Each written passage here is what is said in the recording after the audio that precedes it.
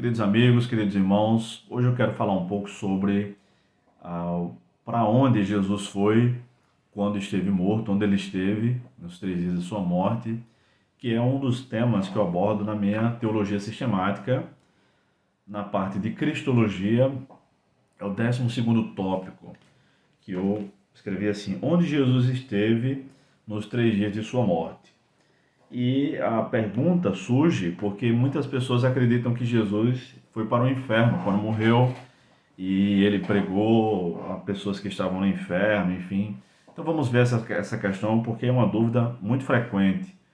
Recentemente me perguntaram novamente. Então esse vídeo poderá servir como uma resposta que eu sempre posso mandar para alguém, você talvez terá sua dúvida, e nós vamos dar uma olhada nas escrituras, o que as escrituras dizem a esse respeito. Vamos tomar como ponto de partida primeira carta de Pedro, capítulo 3, do verso 18 ao verso 20. Eu estou lendo na Almeida, século 21, que diz o seguinte: porque também Cristo morreu uma única vez pelos pecados, o justo pelos injustos, para levar-nos a Deus, morto na carne, mas vivificado pelo Espírito, no qual também foi e pregou aos espíritos em prisão, os quais, noutro tempo, foram rebeldes, quando a paciência de Deus esperava enquanto a arca era construída nos dias de Noé. Poucas pessoas, isto é, 8, salvaram-se nela por meio da água. Então, surge daqui a dúvida dessa passagem e também pulando, vamos pular direto, tá? Para o capítulo 4, verso 6. Pois é por isso que o Evangelho foi pregado também aos mortos, para que, embora julgados segundo os homens, quando na carne, vivam segundo Deus pelo Espírito. Então vamos lá, vamos dar uma olhada nisso. Eu vou seguir o roteiro aqui do meu próprio livro, tá? Onde Jesus esteve nos 3 dias de sua morte. Você pode adquirir esse exemplar, um exemplar como esse da Teologia Sistemática, e tirar não somente essa dúvida, mas como tantas outras. Então, em primeiro lugar, vamos tentar estabelecer uma cronologia do tempo em que Jesus esteve morto para facilitar o entendimento.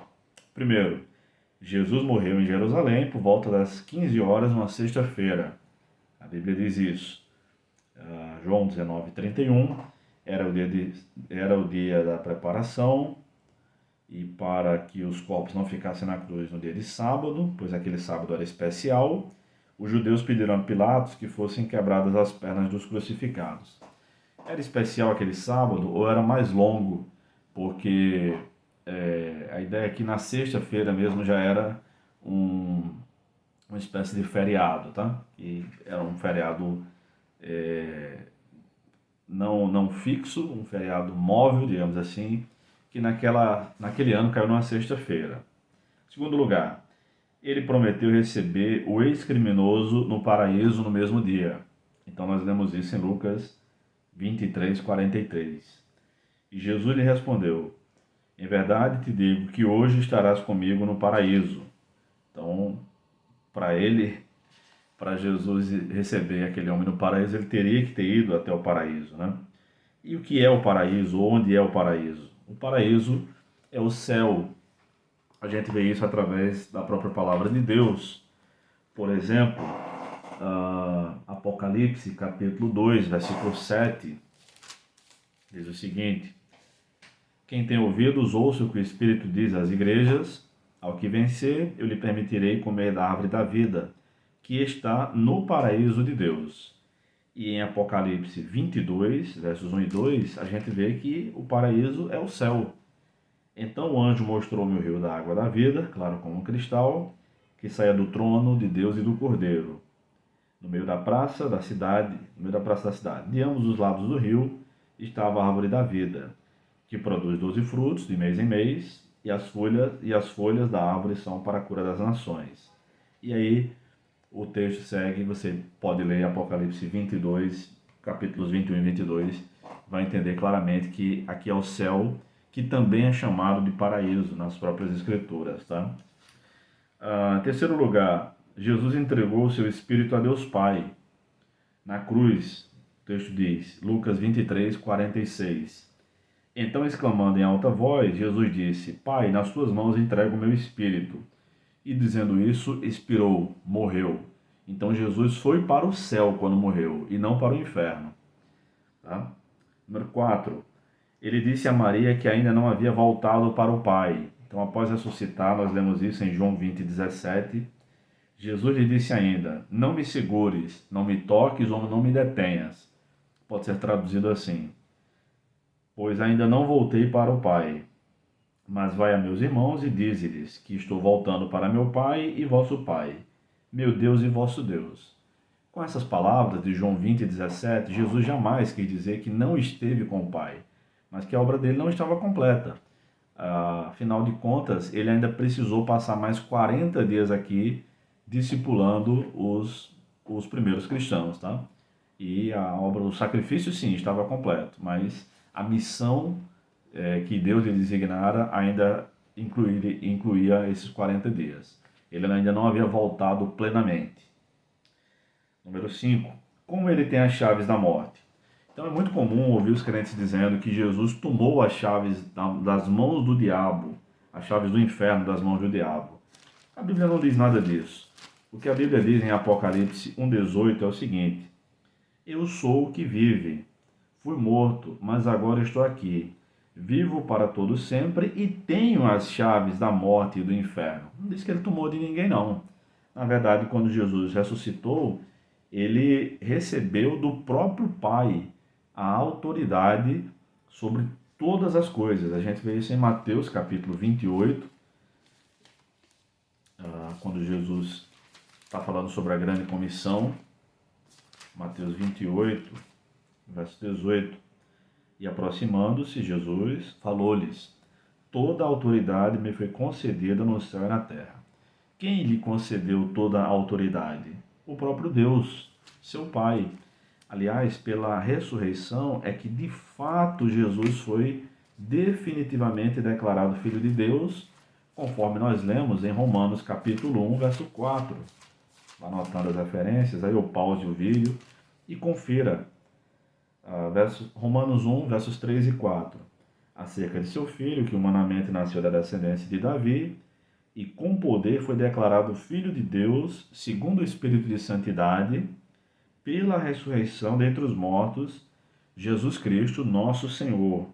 Então, a ressurreição é o carimbo divino da filiação de Jesus, tá? Então, Jesus não tomou nada de ninguém, não. Ele recebeu de quem tinha, de quem possuía. Deus é o possuidor de todas as coisas. E Deus lhe concedeu toda a autoridade nos céus e na terra quando ele ressuscitou. Número 6. O que significa a passagem de Efésios capítulo 4, versos 7 a 10, que diz que Jesus desceu às profundezas da terra? Significa que ele desceu à própria terra, tá? É uma passagem realmente que tem uma linguagem, não é a linguagem corriqueira do Ocidente, sobretudo do século 21, mas em Efésios 4, do 7 ao 10, diz que ele desceu às profundezas da terra, levou cativo ao cativeiro, deu dons aos homens, enfim. E aí no versículo 11, que a gente conhece muito bem, é que diz que ele mesmo deu uns para apóstolos, outros para profetas, outros para evangelistas e ainda outros para pastores e mestres, com o fim da edificação dos santos, né? Então é isso, Jesus esteve no seio da terra, no sepulcro, mas não quer dizer que ele foi para o inferno. Aliás, a palavra inferno não aparece nem na primeira passagem bíblica que eu li, na passagem de 1 de Pedro. E aí, número 7, o que significam as passagens de 1 de Pedro 3, do 18 ao 20, e 4, 6. Então aqui há uma longa explicação na teologia sistemática, você pode adquirir seu exemplar para ler toda a explicação, eu vou resumir para vocês, esteja com a Bíblia aberta.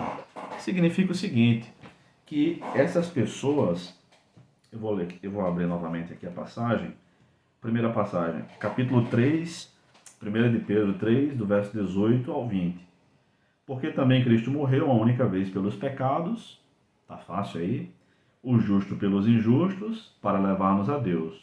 Morto na carne, mas vivificado pelo Espírito, no qual também foi e pregou aos espíritos em prisão. Quando foi que Cristo fez isso? Quando morreu? Não. O verso 20 diz: os quais no outro tempo foram rebeldes, quando a paciência de Deus esperava enquanto a arca era construída, nos dias de Noé. Poucas pessoas, isto é, salvaram-se nela por meio da água. Então Jesus pregou aos espíritos em prisão nos dias de Noé, e não nos dias da sua morte. Como nós vimos, Jesus foi para o céu quando morreu, e não para o inferno. Tanto é que na segunda carta de Pedro, capítulo 2, versículo 5, nós lemos: também não poupou o mundo antigo, embora tenha preservado Noé, pregador da justiça, junto com mais 7 pessoas, ao trazer o dilúvio sobre o mundo dos ímpios. Então Noé era pregador da justiça. Enquanto ele construía a arca, um tempo que deve ter durado por volta de 120 anos, ele anunciava o juízo divino e a salvação para quem cresce e entrasse na arca. Pedro explica isso de modo mais claro na primeira carta, capítulo 1, dos versos 10 e 11, que dizem: foi essa salvação que os profetas examinaram e dela procuraram saber com cuidado, profetizando sobre a graça destinada a vós, indagando qual o tempo ou ocasião que o Espírito de Cristo que estava neles, o Espírito de Cristo estava nos profetas, nos pregadores do Antigo Testamento, indicava ao predizer os sofrimentos que sobreviriam a Cristo e a glória que viria depois desses sofrimentos. Então, tal como o Espírito de Cristo está em nós, que somos o seu corpo, assim também, noutro tempo, o Espírito de Cristo estava nos profetas e, consequentemente, estava também profetizando, isto é, pregando o Evangelho por meio de Noé. Então, quando Cristo pregou aos espíritos em prisão? Nos dias de Noé. Quem são os espíritos em prisão? Os incrédulos. Não foi quando Jesus morreu. Vamos lá. E o que significa o capítulo 4, verso 6 de 1 de Pedro? Bem, você precisa ler do verso 1 até o verso 6 para entender o seguinte. Pedro está se referindo a um grupo de pessoas que estavam zombando e perseguindo os cristãos e dos quais muitos já haviam morrido. E então ele diz que essas pessoas que morreram são indesculpáveis porque ouviram o Evangelho. Então é nesse contexto que ele escreve o verso 6. Pois é por isso que o Evangelho foi pregado também aos mortos. Isto é, aqueles que estão fazendo isso agora e aqueles que já morreram. Quando o Evangelho foi pregado? Na única vez em que é possível ser pregado. Quando essas pessoas estavam vivas. Caso contrário, um versículo apenas contradiria toda a mensagem bíblica. Então é isso que significa. O Evangelho foi pregado aos mortos quando eles estavam vivos, naturalmente. Não é possível pregar o Evangelho aos mortos. Tá? Número 8. De onde vem a famosa expressão desceu ao Hades?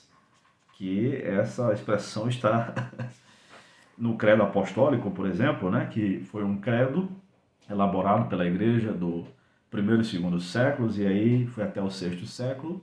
Na verdade, ela não consta, essa expressão desceu ao Hades, não consta nas primeiras versões do credo apostólico.